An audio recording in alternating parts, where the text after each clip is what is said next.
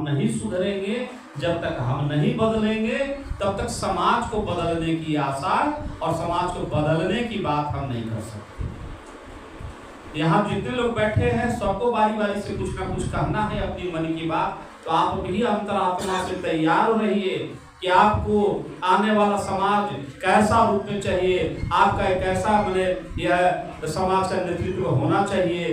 किस तरीके से नेतृत्व का मतलब हम कोई राजनीतिक पद की बात नहीं कर रहे हैं। आज यहाँ इतने सारे मुखिया बैठे हैं, पैक्स अध्यक्ष बैठे हैं, प्रमुख के प्रतिनिधि बैठे हैं, पंचायत समिति बैठे हैं, डॉक्टर इंजीनियर के लोग माने स्वभाव वाले लोग बैठे हैं, सामाजिक माने अलावे सरकारी नौकरी वाले प्रधान शिक्षक, हेडमास्टर, मास्टर सभी लोग बैठे हैं। तो पूरे समाज के लोग बैठे। यहाँ कुछ हमारे श्रोता बंधु हैं जो अन्य जाति वर्ग के भी लोग हैं, वो लोग भी बातों को सुन रहे हैं, हम लोग के बीच में है, बाहर में है। तो कहने का मतलब है कि हमारा संत शिरोमणि रैदास जी महाराज जो हैं, ये बात मुझे कहनी पड़ गई क्योंकि मैं समझ रहा था कि कहना जरूरी है। संत शिरोमणि रैदास जी महाराज यहाँ जिनकी मूर्ति लगी है, तो हम लोग केवल जात की बात ना करके हम लोग परिवार की बात कर रहे हैं। ऐसा नहीं कि जाति संगठन बढ़ाने का मतलब किसी जाति से हमारा द्वेष है, नहीं, ऐसा नहीं है। मुझे अपना घर को सुधारने के लिए, अपने परिवार को सुधारने के लिए, अपने लोगों को मजबूत करने के लिए तो हमें आगे आना होगा ना। इसके लिए तो कोई ब्राह्मण, कोई यादव, कोई मुस्लिम, कोई कहार, कोई अन्य जाति की जिम्मेवारी नहीं है। हमारा बेटा का नाक में गंदगी लगा है तो उसको सफाई दूसरा नहीं करेगा, मुझे स्वयं करना होगा। तो यही बात प्रेम जी कह रहे थे। तो हम कहते हैं कि वही बात आ जाती है कि मुझे स्वयं को सुधारना होगा। कौन कहता है आसमान में सुराख नहीं हो सकता है? एक पत्थर तो दिल से उठा लो यारो। थोड़ी सी कोशिश हम लोग कर रहे हैं, आसमान में छेद कर देने की क्षमता हम रखते हैं। ये महापुरुष के वंशज हैं हम लोग 10 की संख्या में आज हैं।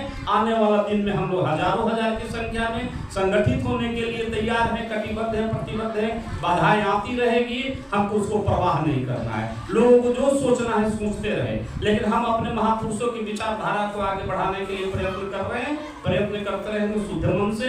एक ना एक दिन वो समय आएगा जो हम लोग से विद्रोह या मान लिया विरोधाभास रखते हैं, उनको समझ में आएगा कि नहीं, ये तो सही तरीके से समाज का काम कर रहा है, कोई लाभ लोभ नहीं है, तो हमारा विकास कर रहा है, इसमें कहीं कोई दो मत नहीं है। तो इसी तरह से उत्साह बढ़ाने की जरूरत है। जिस गांव में बैठक होती है, ठीक कहा प्रेम जी ने, जिस गांव में बैठक होती है हम लोगों को नैतिक जिम्मेवारी होनी चाहिए कि गांव के लोगों को कम से कम ये क्या कहने के लिए लोग आ रहा है, सुनने के लिए लोगों की उपस्थिति होनी चाहिए। और हमारे स्थानीय राजेश मुखिया जी ने भी कहा कि थोड़ी सी एक बहुत बड़ी बात है कि दशहरा के आज वाला बैठक मत रखिए। हम कहा कि आज तो मैंने रखबे करेंगे बैठक, क्योंकि भाई समिति का निर्णय है। दशहरा तो जिसके लिए है उसके लिए था। हम थोड़े रात में दारू पिए हुए हैं, दिनवा में तो ठीके न रहेंगे।